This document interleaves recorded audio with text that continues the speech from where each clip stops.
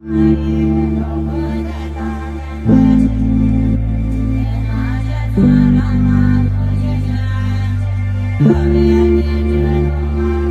and Nzu did the documentation for the 𝒂𝒂𝒂𝒑𝒉𝒚 crafted project research team, ArtsResearchLab.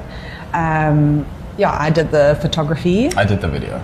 You did the video with your team. Shout out Zuma and Chapo. Yes, my leaders. Yeah, so how did you find the experience? Loved it. Loved it. I love shooting.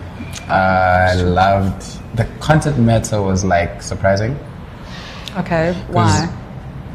I guess I don't know about you, but like when you sort of geek out on whatever craft you do. Mine is not really a craft, it's just pointing a camera and shooting something. But like seeing how people, their internal process and what it means to them, and seeing I'd say the links or the things that are the same, you know, in my approach or what's happening inside of me, and saying, oh snap, there's a whole, it was crazy. It was crazy for me in that regard, especially at Pansi Museum. Very insightful. Yeah. Surprisingly insightful. Yeah. So it gave me an appreciation, a deep appreciation for all this stuff. I mean, we've seen it growing up, whether it's your grandmother, if not even your immediate family around the corner or whatnot, but like you never really gave it a second thought or a deep thought, but then understanding like what it means to them and the process of it is actually, it's crazy. Yeah. It's crazy. I think I definitely learned a lot, and especially with how people made, and for me with a background like photojournalism, like documenting each step when a maker was literally showing us, they took us to the tree and would show them picking the kind of leaves, and then also explaining why they use that particular leaf, and even the meaning of it, and that it's indigenous to certain areas. Like the information is actually quite overwhelming, and I think overlooked in like when it comes to maybe like making a basket. The assumption is it's easy, but there is such a long process, and like being able to document each one with even like making captions to try and describe it, and also add the Zulu words and then the scientific English words and this nuance of culture and language. That really there's a level of depth with everything that's made. So I really appreciate it, and it was quite amazing to photograph, because this also almost feels like this is someone's trade secrets and now we're photographing it, but it's also a celebration of this is important to document because it's showing the level of craft and knowledge of natural resources that people use. And so I mean, I really learned a lot in that regard, both culturally and in how people produce their artwork or their craft. I realized how we're just all the same. Yeah. Like with filming, when it comes to like editing, for instance, you could shoot whatever you want to shoot and whatnot, but like once you get into the editing table and you're sitting there with everything, the story is sort of like you're listening. So as much as you had a preconceived notion of it's okay, this is going to maybe do this or whatnot, but once you start going into that story, it sort of starts to tell itself. So even in that editing process, it's like you're pretty much just listening to what's happening and finding out it's pretty much the same process with them. Like they'll have a preconceived notion of, oh, we're starting here, and then during that process, like, okay, I was gonna make a tree, but now this wants to be a house. Oh yeah. But I guess that's with the idea of the project in a kind of more conceptual way, is that the way we look and conceive people who produce or create, there's apparently levels of differences, but through our process, because like even some people will say photography and video one is maybe taken more seriously than another, although the process and the effort and the eye it's both your own concept, your own artistry, and they both matter quite equally. Of course, there's different ways of doing it, there's different craftsmanship, but I think that's what in the craft that was made that we learned is this is all quite important, and this is why craft should not be defined as outside of the art realm or lesser than. So I do it's agree. Very much artistic. Yeah, very much artistic. Yeah. And so what didn't you, or what were your biggest challenges? Well, obviously I'm very conscious of my positionality, especially going to document people that I don't share the same language with. I mean, I would try my best with my light Zulu that I learned in high school. I did not learn Moira. I can't even say that. But just also trying to be very respectful. Russel was really good in leading us in the spaces with, the handshaking, the nuances of gesture and engaging. No, it's my ancestor. Yes. Trying to also be sensitive to the cultural differences and understandings and not be kind of that typical photographer who goes in and takes. So I think the challenge was firstly language. What do you mean by that? We had a method of getting everyone's WhatsApp number. I would make some photos of people with their kids and that's for them. So kind of making sure that I have some relationship and at least they can benefit, because I think photographers typically in research projects, they'll go in, get their footage, leave, make their money. So what do the people benefit from? And of course a photo, I think photography is highly invaluable in many ways because that's your archive. You get to it's memories of your family. Priceless. It's priceless, yes. So I try to keep relationship and give everyone their images back, but also with how I would relate to, especially the women. There was a lot of women crafters, which also is helpful. Also being able to connect with them in ways because of my own personal experiences with Xhosa culture. So well, yes, I am married to a Xhosa family, so I was able to show my makoti status. But that also just showed the importance of effort with, because of South Africa and how we're quite divided still culturally, but trying to connect with folks because there's still perceptions of people with cameras, white people with cameras, and me navigating the space to try make images that didn't feel like I was extracting from. So that was my challenge, and I believe we all ended up having a great time. We had Polaroid cameras, we had film cameras. There was times when I was everyone was photographing with me, which was kind of funny. So there was a nice camaraderie and real connection with everyone. We took portraits. I took professional portraits with their families. With the mlungu, which is totally fine. So that was a challenge that is, I think, an everyday challenge in South Africa. What was yours? Not losing a certain piece of equipment. Well, we'll get to that. But for me, I think it was, you speak about cultural differences, but even if you in the same culture, there's still you still feel like an outsider in many ways. You still feel like you're not connecting. And I think finding those similarities in terms of whether it's this, whether it's ceramics, whether it's whatever, it's and seeing the process, it's I found a way to connect. For me personally, I found a way. It's that's where we are. Yeah.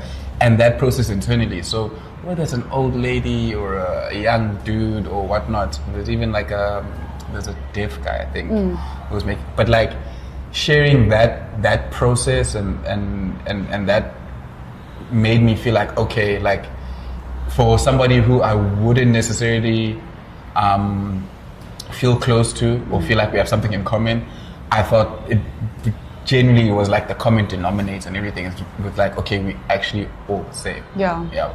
All the same. And then in terms of the actual filming, the drone got lost. Well, elaborate how. What happened? Where were we? We were at some dam. We were on the way. It was not Manguzi. We were on the way from Hlabisa to Manguzi, and we were between which park? There was There was some game reserve. Yeah. And we're losing our minds over this beautiful dam. The best stuff I've ever shot. I know. In my life. And we will never see it. Someone has it. Someone has it. Some game ranger has it. Swine. Anyway, that was swag. That was it's happened before, so for me it wasn't.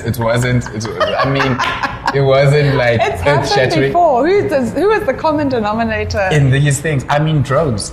Drones. Drones are the common Drones are the problem in the industry. It's 100%. Not the operator or the game rangers shooting it down. We'd have to go into manufacturing. There's a lot. We don't have to have that. Let's not badmouth. That's another video. The drones are the problem, not you. Yes, drones. But that was a sad, sore day for all of us.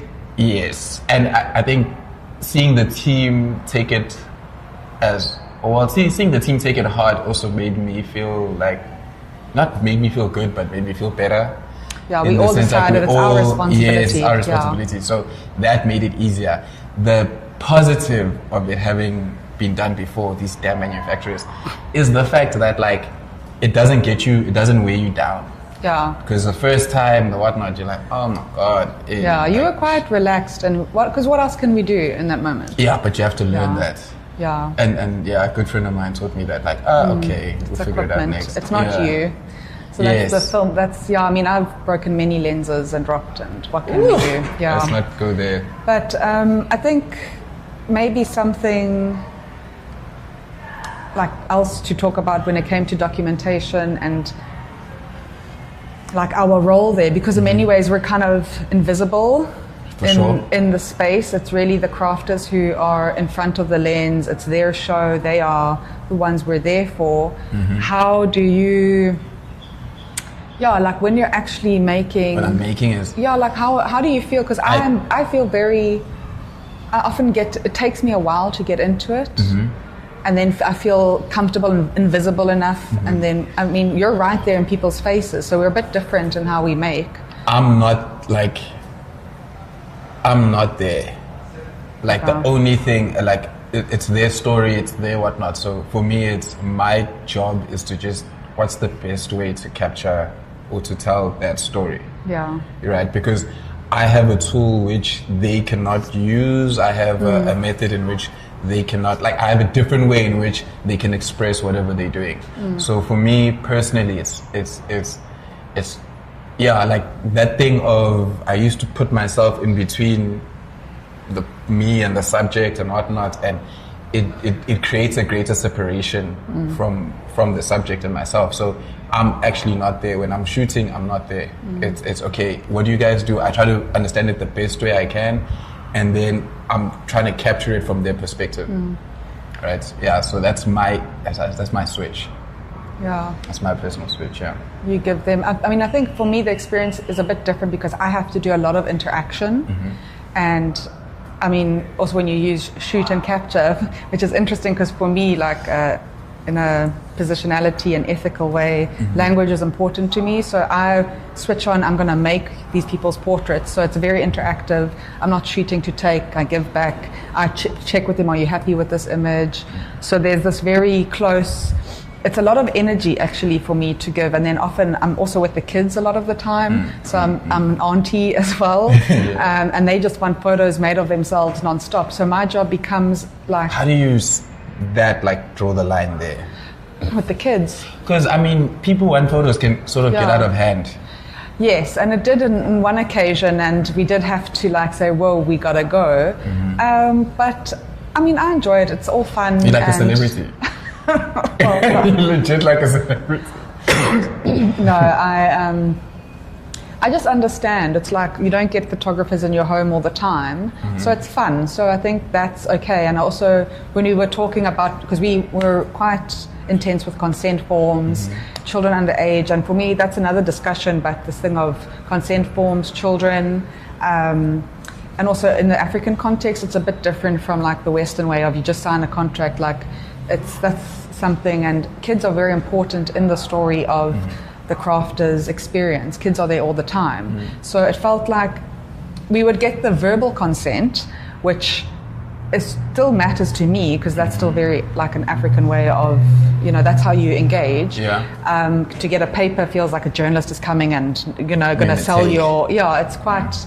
So with the kids, it was a blurry line because of what we had to do in our professional contractual output, but I don't want to erase them because they are very much present. There are kids there helping. weave things. And they're excited. And It's they're exposure. so They're so excited. excited. Yeah, They're it's very exposure. excited. They love the camera, and the families love photos with the babies and with me. And so yeah. But So do you think you're on somebody's wall?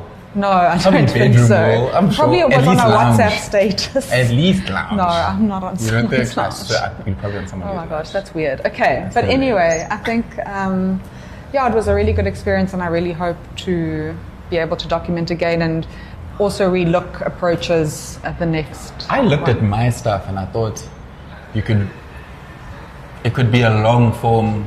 No, it should be. It could be a I think long we should form do more. project. Yeah. Yeah, and even the photos can be fleshed out a lot more. A long form documentary And because be there's a lot of more stuff. conceptual as well. Yeah, because this is quite literal documentary. So, I mean, we did try with printing Polaroids and some film cameras to make it a bit more mixed, and the approach to change, and everyone else has ability to make photos, but in how we visually present things, I think we could definitely push our visual output. You should talk to Netflix now.